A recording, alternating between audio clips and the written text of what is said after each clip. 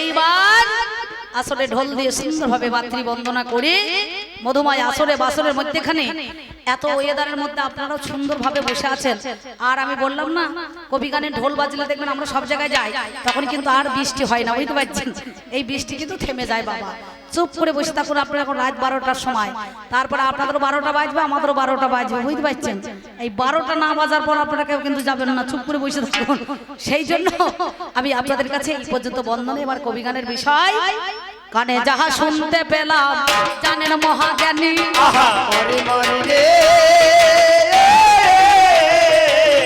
কানে যাহা শুনতে পেলাম আমি কানা শুনি। আমার কবি গানের বিষয়ে যেটা আলোচনা জানি গো আলোচনা জানি। একদিকে তাই অধিকার বর্তমান হলো, অতীতার বর্তমান মানে মাল একটা কোম্পানিটা আলাদা, বুঝতে পারছেন? একদিকে নবীন প্রবীণ জানেন সুধী দল, একদিকে জানেন মহাশয় একালার সেকালেতে হইবে লড়াই, একাল আর সেকাল, একাল আর সেকাল মানে আমিও কাল আর ও কাল, নাকি বলছেন? এই দুটোই কাল। কবি গানের নাম ভূমিকায় দাঁড়িয়ে আমাদের কালে কালে হবে লড়াই। কানে শোনা গেল, আমি বললাম দাদা বাবুরা জানাই কথা ভালো, পাগল রে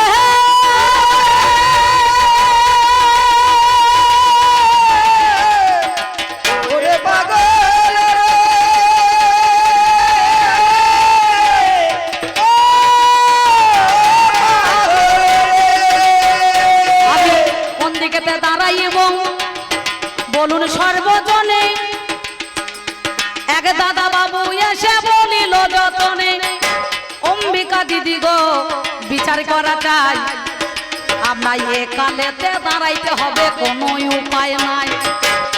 আমার রঞ্জিত দাদা বাবু সে কালেতে থাকবে, আমার অতীত আর বর্তমানে পালাই ওরে হবে। অতীত আর বর্তমান আলা ভালো। এনার বাড়ি বীরভূম জেলায় মৌরেশ্বর থানা, বোধহয় মারকোলা গ্রাম। আর আমার বাড়িতে আমি হনুমান মন্দির এসেছিলাম, উনিও দুবার এসেছিলেন। এইটা নিয়ে বোধহয় আবার 3বার হইল, নাকি বলছেন?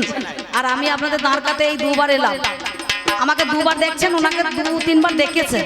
তো যাই হোক, উনি পুরনো চাল ভাতে পারে নাকি বাবা? তবে আমিও পুরনো, তবে তেমন পুরনো নই, আর পুরনো, বুঝতে পারছেন?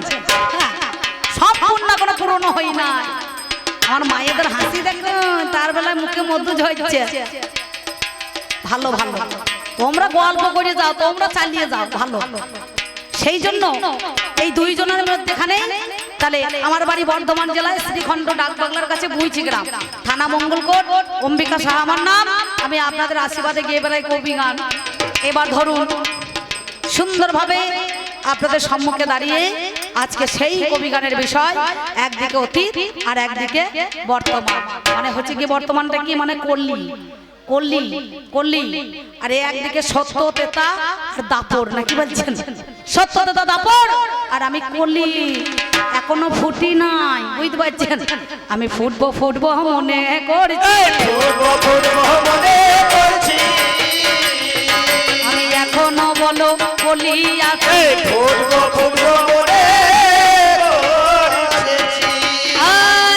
আমি এখনো ফুটি নাই, ফুটবো ফুটবো মনে করছি। তাহলে সত্য গেল তেতা গেল দাপর। এই দাপর যুগ শেষ হয়ে যাওয়ার একটুখানি আগে রাজা জন্মেঞ্জয় পরীক্ষিতে এসেছেন। সম্মুখে দাঁড়িয়ে আমার কখনে থেকে কলি বাবা, কখনে থেকে কলি বাবা, বর্তমান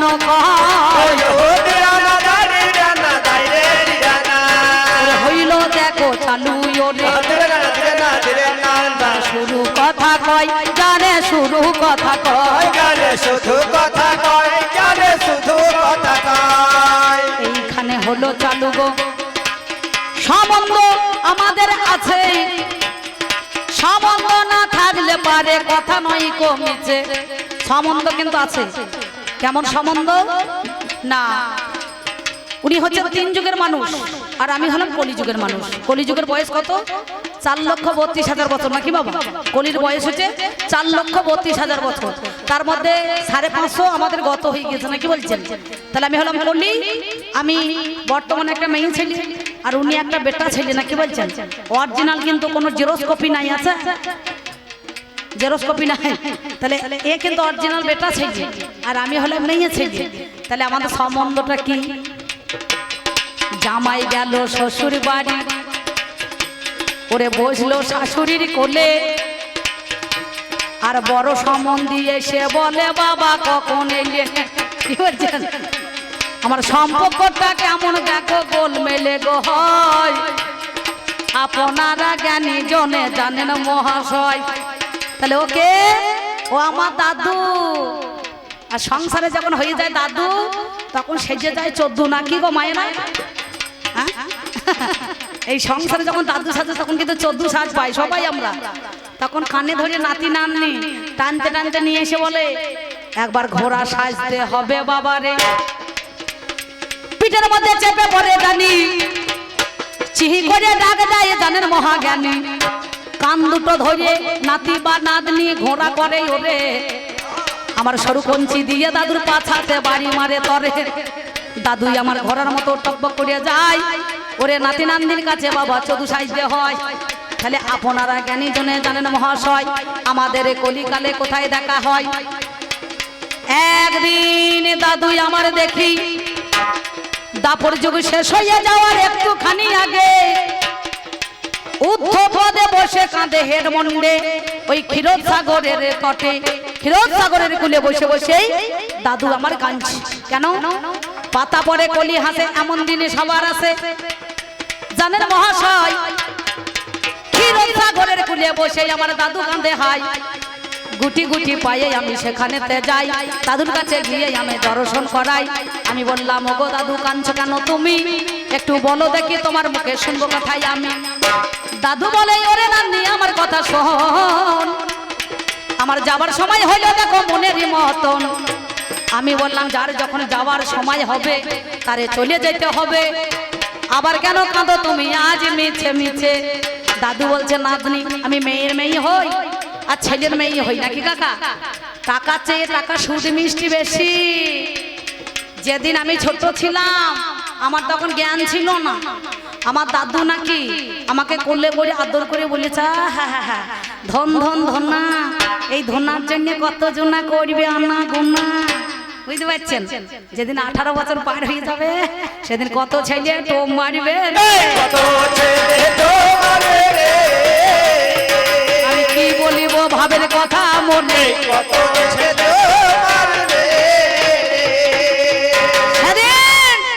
দাদু আমার কপালে চুমু, মুখে চুমু, বুকে চুমু, পেটে চুমু, চুমু দিতে দিতে সেন্টারে চুমু নাকি বলছেন?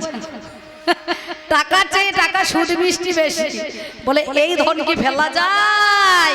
সঙ্গে সঙ্গে একবার নোনতা নোনতা ডাবের জলের মতো মাল খানিক আমার দাদু খেয়ে ফেলেছে না কি বলছেন? আপনারা বুঝে নেন কবি গানে তো কলার খোসা ছাড়ি বিক্রি হবে না, একটু ইশারা ইঙ্গিতে বলতে হবে। ছেলে পুলে বলছে অম্বিকা দিয়ে মাঝে মাঝে 2-1টা চটকা কথা দিয়ে নাইলে পরে আমাদের ভালো লাগছে না। আমি বুঝতে পেরেছি ভাই, চিন্তা নাই, এখন শুরু হোক তারপরে পরে ব্যবস্থা করব। তাহলে সেদিন আমাকে দাদু আমার সর্বাঙ্গে টাকার সুদ মিষ্টি বলে আমাকে সব জায়গায় চুমু খেয়ে আমাকে কত ভালোবেসে আজকে আমার আদর দেখো করে বাবা দিল। তাই ক্ষীরোদ সাগরের কূলে বসে আমি ভালো দাদুর কাছে সেখানেতে চলে গেলাম ভাই। সেই সময়ে দাদু বলে ওরে নাতনি হাই, আমার 4 বেদ 14 শাস্ত্র 18টা পুরাণ, ওরে কে করিবে দেখাশোনা বলো তাহার মান। আমি বললাম ওগো দাদু কাঁদছো কেন তুমি? 18 বছর যেদিন পার হবে শোনো গুণমণি, ঘরে যেদিন তোমার নাচ জামাই আসবে ওরে হাই, সেদিন পড়াশোনা করে দেখাইব কি আছে তো। বাবারে বাবারে দেখলাম পড়াশোনা করে। হঠাৎ একদিন মহাভারতের মধ্যেখানে আমি দেখতে পেলাম এক নজরে, বাবরে বাবরে বাবরে, আমাদের কলিতে বর্তমানে কিছু মনে করেন না, এই গৌর হরি এসেছে কিসের জন্য? জীবকে চেতন করার জন্য তিনি চৈতন্য নাম ধারণ করলেন নাকি বাবা? হ্যাঁ, সেদিন এই জগৎ সংসারকে নামের জন্য একবার হরি নামে যত পাপ হরে, পাপীর সাধ্য নাই তত পাপ করে। যিনি সুন্দরভাবে শচী মাতার গর্ভে জন্ম নিয়ে নিলেন, যে শচী সিন্ধু গর্ভের মধ্যেখানে, নদিয়ার মধ্যেখানে, শ্রীধাম নবদ্বীপের মধ্যেখানে তিনি জন্মগ্রহণ করলেন নাকি বলছেন?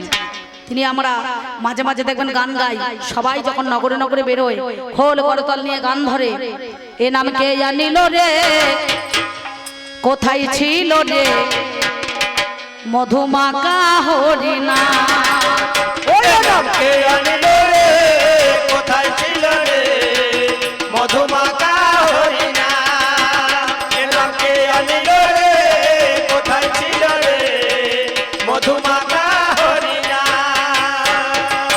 নদিয়া নগরে শচী মাতার ঘরে, নদিয়া নগরে শচী মাতার ঘরে, নদিয়া নগরে শচী মাতার ঘরে উদয় হলো নিমাই চায়। এ নামকে আনিল রে, কোথায় ছিল রে মধুমাকা হরিণা, এ নামকে আনিল রে, কোথায় ছিল রে মধুমাকা হরিণা। কত পাপী তাপী উদ্ধারিল এই হরি নামে, মুখে বলো হরি নাম শ্রবণ করো কানে। কত পাপী তাপী উদ্ধারিল এই হরি নামে, মুখে বলো হরি নাম শ্রবণ করো কানে। হরি নামে মাতয়ারা,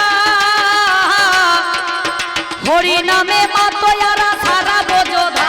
এ নামকে আনিল রে, কোথায় ছিল রে মধুমাকা হরিণা, এ নামকে আনিল রে, কোথায় ছিল রে মধুমাকা হরিণা।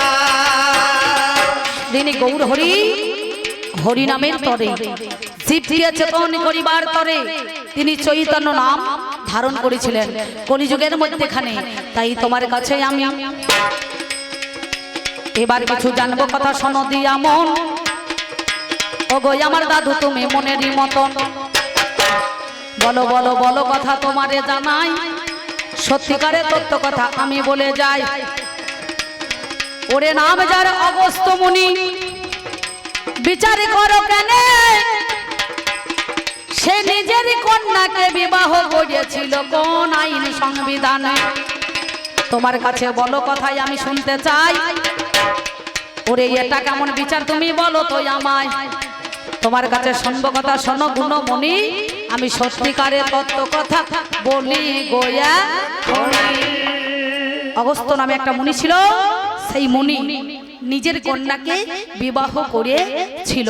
বর্তমানে যেটা আমাদের হয় না, নাকি বলছেন? হয়, বর্তমানে হয় না। তাহলে কোন আইন সংবিধানের মতে, যার জন্য সেই নিজের কন্যাকে কেন সে বিবাহ করেছিল? কেন সে বিবাহ করেছিল? তুমি বলো কথাই আজ আমায় ভালো।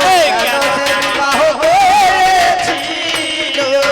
আর একটা প্রথম কথা তোমাকে বলেছি, জামাই গেল শ্বশুর বাড়ি, বসলো শাশুড়ির কোলে, আর বড় সম্বন্ধী এসে বলে বাবা কখন এলে, সম্বন্ধটা কেমন গোলমেলে, তুমি একটুখানি ভালো করে কথা বলো, তোমার সঙ্গে আমার দেখাশোনা কই ভূত আর প্রেত।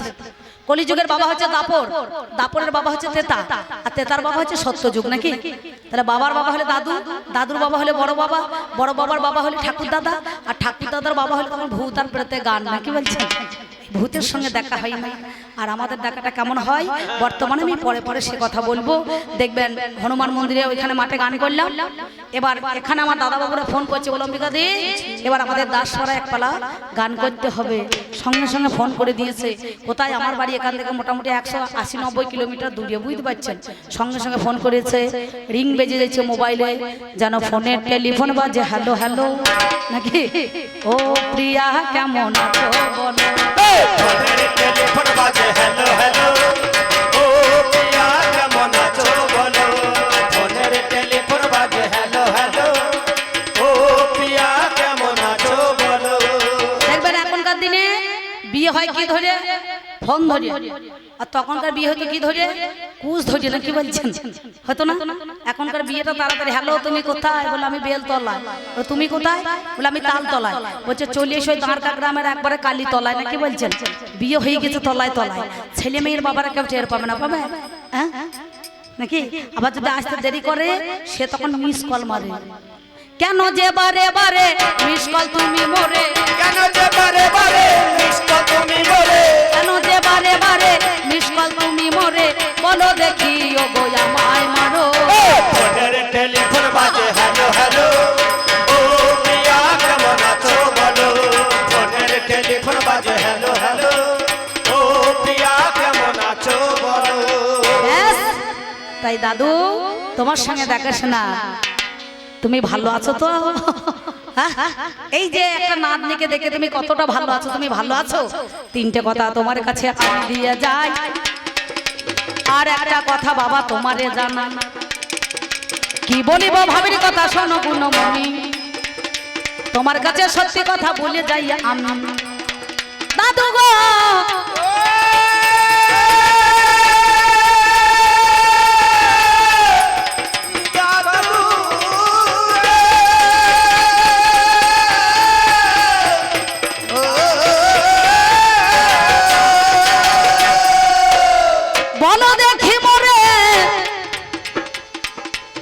তোমার যুগে যিনি সৃষ্টিকর্তা ব্রহ্মা দেখো বিচার করিয়ে ব্রহ্মা যিনি সৃষ্টিকর্তা নিজের মেয়ে সন্ধ্যাকে সেদিন হরণ করিয়ে দিল আমার তিন দিকে ভাগ দেখো করেছিল বলো পিতা হইয়া সেদিন আমার জানেন মহাশয় কেমন করে এই দায়িত্ব কি করে যে নেয় সত্যি কথা বলি যে শোনো গুণমণি তাহলে সমাজের শিক্ষানীতি কেমন ধারা দেবে বলো মানে আমি তোমার কাছে জানতে চাইলাম তোমার কাছে জানতে চাইলাম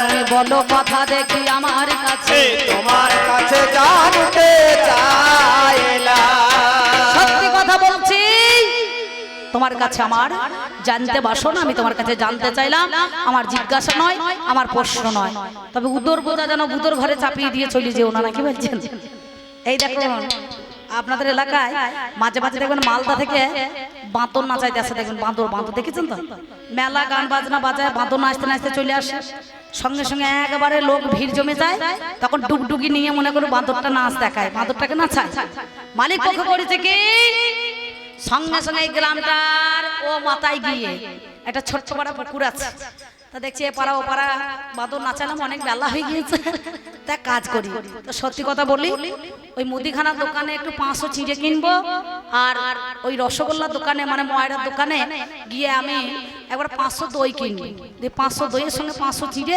মাকি আমি একটু খাবো বাঁদরটাকে একটু দেবো বুঝতে পারছেন দিয়ে এ পাড়া থেকে একবারে বাঁদর নাচ দেখি একবারে গ্রামে যেখানে বাস স্ট্যান্ড আছে ওই দিকে মনে করো একটা মিষ্টির দোকান পেয়েছে মিষ্টির দোকানে 500 দই কিনেছে আর 500 চিড়ে দিয়ে মাঠের মাঝে বলছে এক কাজ করে বাঁদর এই দইটা থাকলো চিড়েটা থাকলো আমি একটা তাড়াতাড়ি গিয়ে ডুব দিয়ে আসি পুকুরে পুকুরে যেই ডুব দিতে গিয়েছে সঙ্গে সঙ্গে হয়েছে কি জানেন দাদা বাঁদর তখন মালিকটাকে গলা বাড়িয়ে দেখিয়েছে দেখছে ডুব দিতে গিয়েছে এ তখন খবরে পেপারটা সরিয়ে চুঁ করে আবার দুবারে দইটা খেয়ে ফেলেছে বুঝতে পারছেন আর মুখে দইটা লেগেছে পাশে একটা ছাগলের পাঁটা চড়ছিল ও বাঁদরের এত বুদ্ধি মালখানা কি মুখটা ওই পাঁটার কাছে গিয়ে করে মুছে দিয়েছে মানে ঘষে দিয়েছে আর দাড়িতে ঘষে দিয়েছে আর সঙ্গে সঙ্গে লোমে গিয়ে দই গোনা লেগে গিয়েছে বুঝতে পারছেন বাঁদরবালা তাড়াতাড়ি এসে স্নান করে এসে এবার গামছা দিয়ে মাথা পুথা মুছে সঙ্গে সঙ্গে করেছে কি দইটা যেই মনে করে বার করতে যাবে চিড়ে কোটা নিয়েছে দেখছে দইয়ের ভাঁড় একবার ফাঁকা তারপরে আমার দইকে খাইলো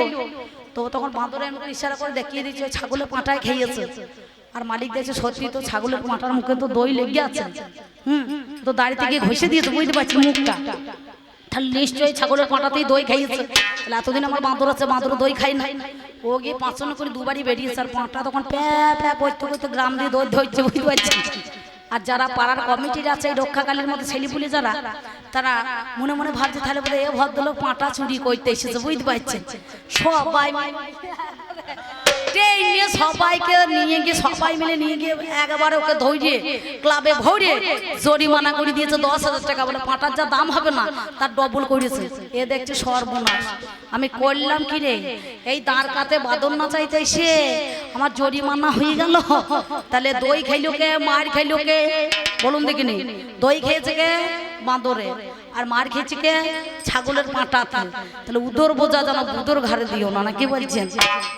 বললে হারি দাদা আমার রে, এতক্ষণ আমার পালাটা শেষ হচ্ছে আর একবার টেবিলে ফ্যান আনছে। ফ্যান ঠান নাকি মানে দেখছে অম্বিকা দিদিকে দেওয়া হবে না, ও বেটা ছেলে তো একটু গায়ে দুর্বল চোখেই দিই না, কি বলছেন? তা ভালো, খুব ভালো, তোমাদের বিবেক ভালো, সেই জন্য আমি এই পর্যন্ত আমার পালা, আমি এই পর্যন্ত হই আমার পালা।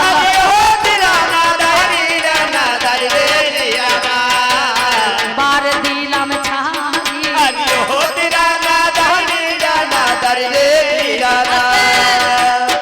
যা, আমি সত্যি কথা বলছি, আমার প্রকাশ ভাই গায়ে দুর্বল হলে মুখে দুর্বল নাই, বুঝতে পারছেন? মুখে বহু বল। এই পর্যন্ত আমার প্রথম পালা রাখলাম। আমার জননী জন্মভূমি গো, জননী বাংলা মায়ের কোলে, আমার জননী জন্মভূমি গো, জননী বাংলা মায়ের কোলে, আমার জননী জন্মভূমি গো, জননী বাংলা মায়ের কোলে, জননী বাংলা মায়ের কোলে। ব্যাস, আমার প্রথম পালা এখানে দিলাম। সুন্দরভাবে যাওয়ার সময় একটা ছোট্ট পাড়া গান আমি আপনাদের মাঝে দিয়ে যাই, কি বলছেন? আমি কত ভালোবাসি তোমাকে, ভালোবাসার শেষ নাই।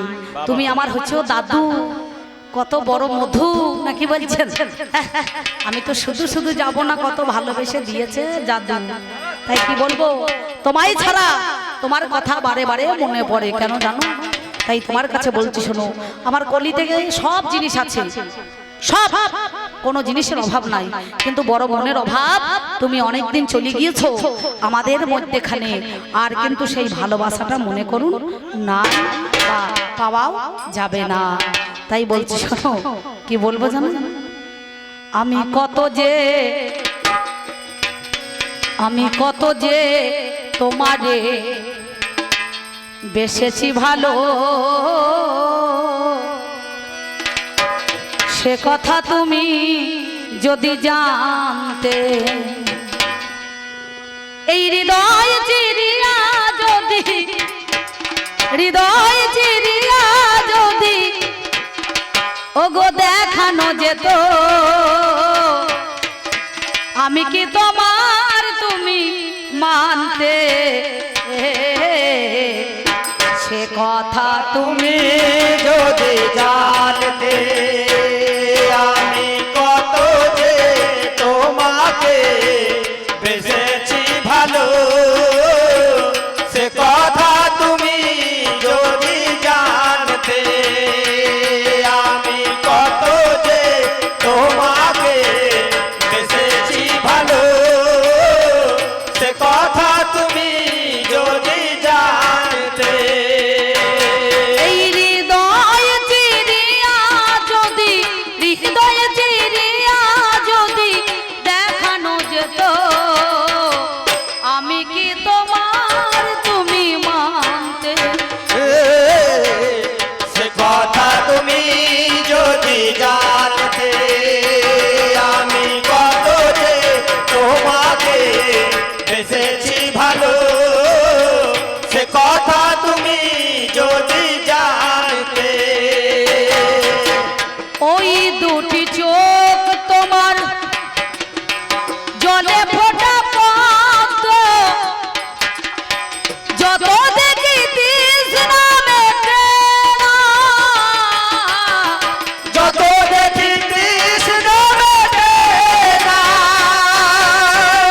ভীরু দুটি বাঁকা ঠোঁটে পূর্ণিমার চাঁদ ওঠে, ভীরু দুটি বাঁকা ঠোঁটে পূর্ণিমার চাঁদ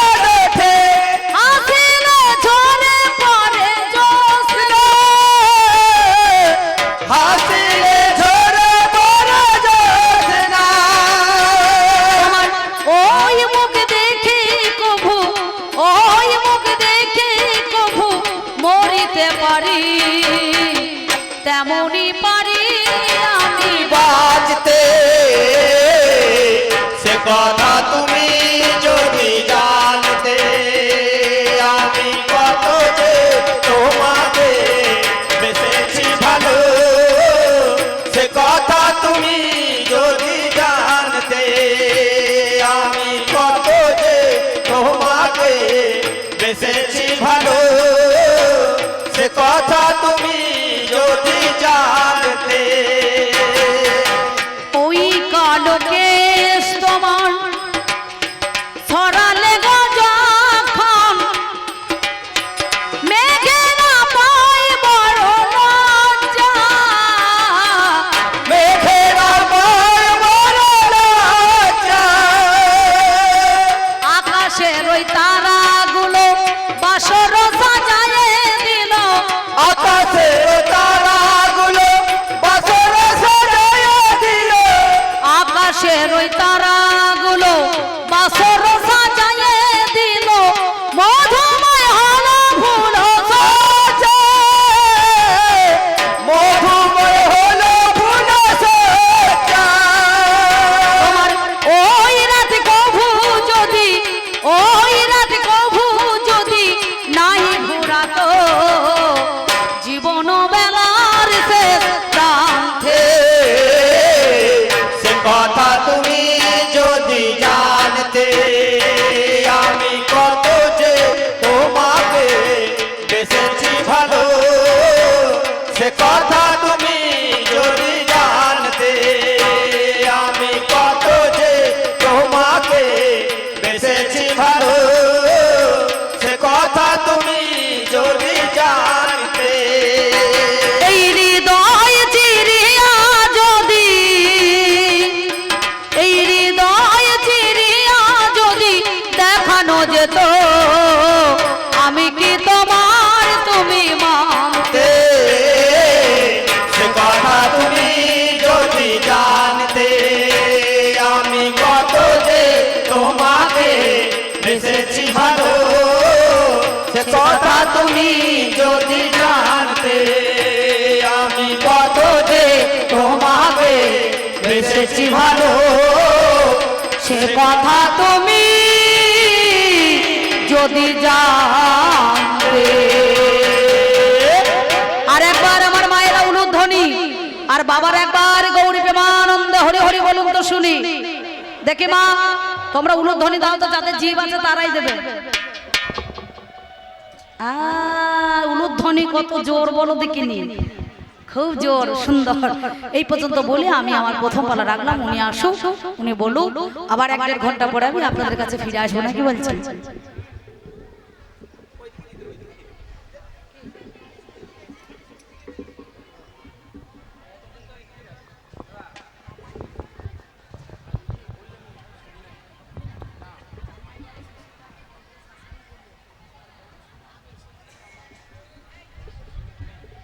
এটা আছে না